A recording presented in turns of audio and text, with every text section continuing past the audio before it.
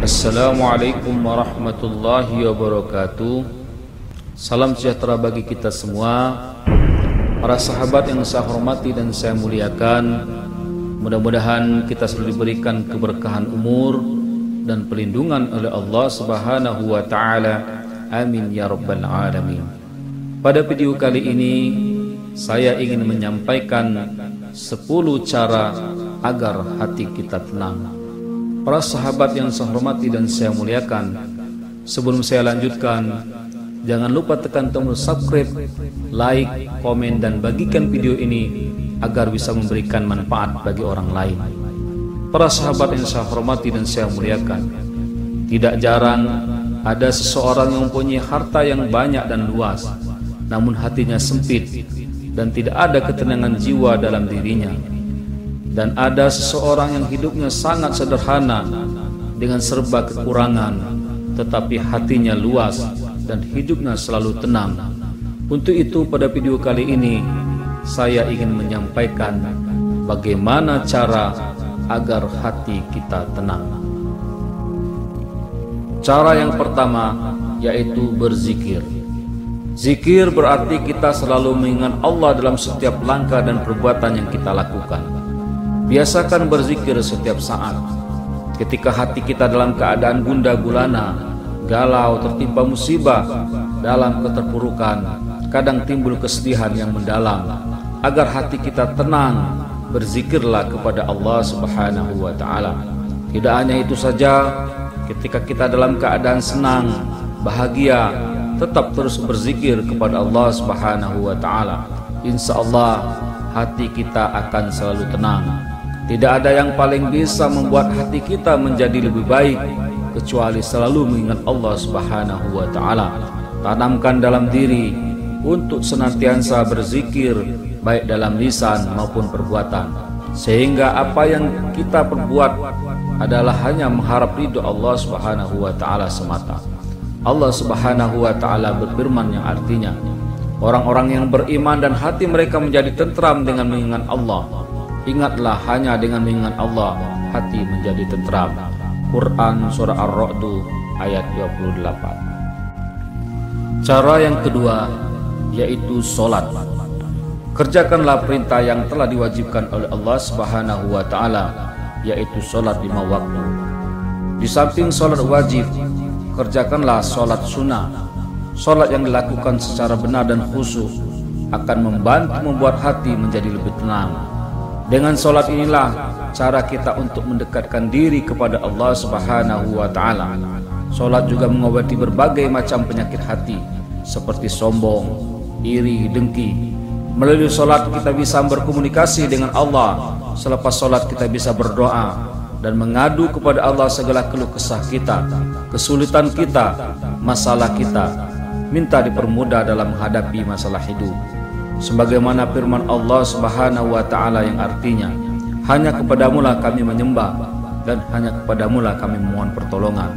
Quran Surah Al-Fatihah ayat 5. Cara yang ketiga yaitu bersabar. Ketika menghadapi masalah, hendaklah selalu sabar.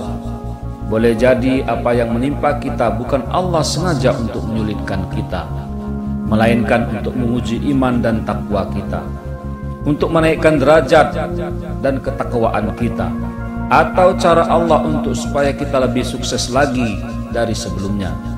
Mampukah kita menghadapi ujian itu? Ketika kita sadar akan hal itu, yang perlu kita lakukan yaitu bersabar dalam menghadapi segala macam permasalahan dan cobaan yang diberikan. Allah Subhanahu wa taala berfirman yang artinya, sesungguhnya Allah bersama orang-orang yang sabar. Quran Surah Al-Baqarah ayat 153. Dengan bersabar, insya Allah kita bisa menghadapi segala sesuatunya dengan lebih tenang. Cara yang keempat yaitu dengan membaca, mendengarkan, serta mengamalkan Al-Quran. Allah Subhanahu wa ta'ala berfirman yang artinya, Allah telah menurunkan perkataan yang paling baik yaitu Al-Quran, yang serupa ayat-ayatnya lagi berulang-ulang. Gemetar karenanya kulit orang-orang yang takut kepada Tuhannya, kemudian menjadi tenang kulit dan hati mereka di waktu mengingat Allah. Itulah petunjuk Allah. Dengan kitab itu Dia memberikan petunjuk kepada siapa yang dikehendakinya, dan barang siapa yang disesatkan Allah, maka tidak ada seorang pun yang dapat memberi petunjuk. Quran Surah Az-Zumar ayat 23. Cara yang kelima, yaitu selalu berprasangka baik kepada Allah Subhanahu wa Ta'ala. Jangan suuzon kepada Allah, berprasangka baiklah kepada Allah Subhanahu wa Ta'ala, karena kadangkala apa menurut kita baik belum tentu menurut Allah. Kita menganggap rencana kita yang lebih baik, nyatanya rencana Allah yang lebih baik. Yakinlah bahwa setiap permasalahan, kejadian yang menimpa kita akan diberikan dan ditunjukkan hikmah yang terbaik buat kita. Hanya saja kita belum tahu rencana yang terbaik apa yang akan diberikan oleh Allah Subhanahu wa Ta'ala kepada kita. Kadangkala kita berprasangka buruk kepada Allah, dalam hati kita menggerutu, Allah tidak adil, Allah tidak sayang kepada saya, dan lain sebagainya. Sebagai contoh, ada cerita seseorang dalam perjalanan dia melihat pohon beringin yang rindang. Karena merasa capek, akhirnya dia beristirahat duduk di bawah pohon beringin itu. Sambil duduk dia menggerutu kepada Allah, Allah ini benar-benar tidak adil. Pohon beringin sebesar ini, tapi buahnya sangat kecil. Sedangkan semangka yang batangnya kecil, buahnya sangat besar sekali. Tidak lama setelah itu, dia tertidur pulas. Pada saat ia tidur, jatuhlah buah pohon beringin mengenai tepat di hidungnya. Dia kaget dan terbangun, sadar kalau yang mengenai hidungnya itu adalah buah pohon beringin. Baru dia sadar, oh ini rupanya Allah menciptakan buah pohon beringin yang kecil, walaupun pohonnya besar. Coba kalau buah beringin ini besar, mungkin hidung saya dan muka saya udah pecah. Barulah ia sadar dan tahu hikmah dan tujuan Allah. Jangan pernah menyalahkan takdir Allah atas semua yang terjadi pada hidup kita, karena sebenarnya Allah Subhanahu wa Ta'ala memberikan ujian tidak lain untuk menguji iman dan takwa kita kepada Allah Subhanahu wa Ta'ala. Percayalah bahwa selalu ada hikmah di balik segala cobaan yang kita hadapi. Jika kita selalu berprasangka baik kepada Allah, insya Allah hati kita akan menjadi lebih tenang. Cara yang keenam, yaitu membiasakan diri bersuci. Menjaga diri dari hadas dan najis dengan cara menjaga wudhu merupakan salah satu cara untuk mendapatkan ketenangan hati. Karena dalam keadaan suci, insya Allah pikiran kita akan menjadi lebih tenang, ditambah dengan selalu mengucapkan zikir, mengingat kepada Allah Subhanahu wa Ta'ala. Cara yang ketujuh, yaitu menjaga silaturahmi. Terus jalin silaturahmi dengan tetangga, sahabat, saudara, orang tua. Dengan menjalin silaturahmi yang baik akan terjadi keharmonisan, ketentraman, kedamaian. Dengan silaturahmi akan membuat hati kita tenang. Kita tidak punya musuh, tidak berselisih dengan orang lain, bisa saling membantu jika ada kesulitan dan kesusahan. Akan tetapi tidak jarang antara sesama manusia itu sering terjadi perselisihan atau kesalahpahaman yang kemudian menyebabkan pertikaian. Ini merupakan salah satu sumber penyebab dari ketidaktenangan hati. Oleh sebab itu, kita dianjurkan untuk menjaga hubungan baik dengan orang lain agar terjalin ketentraman dalam hidup. Nabi Muhammad SAW bersabda yang artinya, barang siapa menjamin untukku satu perkara, aku jamin untuknya 4 perkara. Hendaklah ia bersilaturahmi, menjalin hubungan baik, niscaya keluarganya akan mencintainya, diperluas baginya rezeki, ditambah umurnya, dan Allah Subhanahu wa Ta'ala memasukkan ke dalam surga. Hadis riwayat Ar-Rabi. 8. Dengan cara senantiasa bersyukur. Pandai-pandailah bersyukur kepada Allah Subhanahu wa Ta'ala.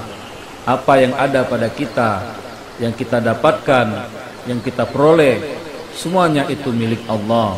Kapanpun jika Allah akan mengambilnya, maka akan kembali kepada Allah Subhanahu wa Ta'ala.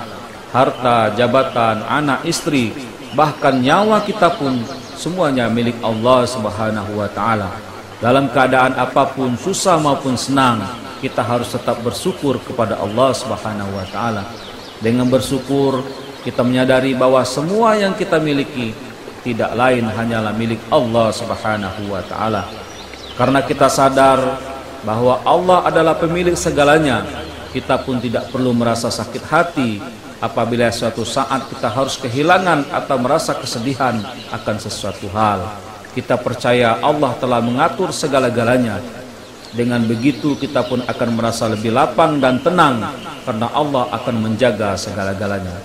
Sebaliknya, bagi orang yang tidak pandai bersyukur, Allah Subhanahu wa taala berfirman yang artinya, dan Allah telah membuat suatu perumpamaan sebuah negeri yang dahulunya aman lagi tentram, rezeki datang kepadanya melimpah ruah dari segenap tempat, tetapi penduduknya mengingkari nikmat-nikmat Allah. Karena itu Allah merasakan kepada mereka pakaian kelaparan dan ketakutan disebabkan apa yang selalu mereka perbuat. Quran Surah An-Nahl ayat 112.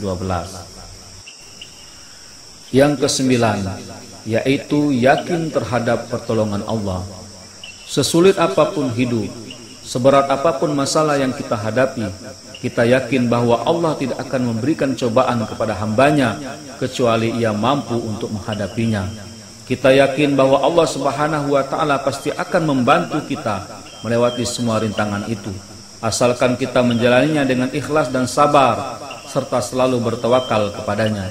Sebab ketidaktenangan terjadi ketika seseorang selalu memikirkan tentang beratnya hidup, tetapi ia lupa bahwa ada Allah yang selalu bersamanya. Mintalah pertolongan kepada Allah, niscaya Ia akan memberikan pertolongan.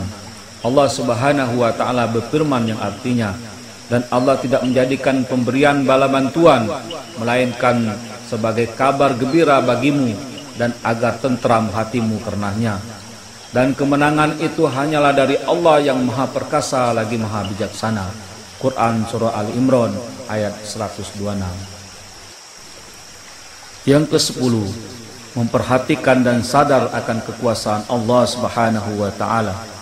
Kita harus sadar hanya Allah yang Maha Kuasa atas segala sesuatu. Kita sebagai makhluk tidak mempunyai kemampuan apa-apa. Kemampuan, kecerdasan, kehebatan yang kita miliki itu semuanya datang dari Allah Subhanahu wa taala. Kadang-kala kita sangat yakin kalau kita mampu dan merasa hebat untuk menjalankan sesuatu, menghadapi sesuatu, dan kita lupa kemampuan, kehebatan yang kita miliki datangnya dari Allah Subhanahu wa taala. Ketika kita gagal dan tidak mampu menjalankannya dan menghadapinya, padahal kita sudah yakin bisa, sudah yakin dengan kemampuan dan kehebatan kita. Akhirnya ketika kita gagal, merasa tidak mampu, barulah kita stres, resah, dan sadar bahwa kita tidak ada apa-apanya dibandingkan dengan kekuasaan Allah Subhanahu wa taala. Kita boleh berusaha, boleh berencana, tapi ketentuan kekuasaan hanya kewenangan Allah Subhanahu wa taala.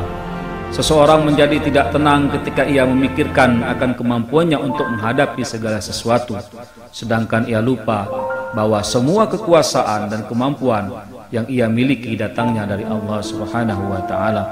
Allah Subhanahu wa taala berfirman yang artinya, dan ingatlah ketika Ibrahim berkata, "Ya Tuhanku, perlihatkanlah padaku bagaimana Engkau menghidupkan orang mati." Allah berfirman, "Belum yakinkah kamu?" Ibrahim menjawab, "Aku telah meyakininya, akan tetapi agar hatiku tenang." Allah berfirman, "Ambillah 4 ekor burung, lalu cincanglah, kemudian letakkan di atas tiap-tiap satu bukit, satu bagian dari bagian-bagian itu.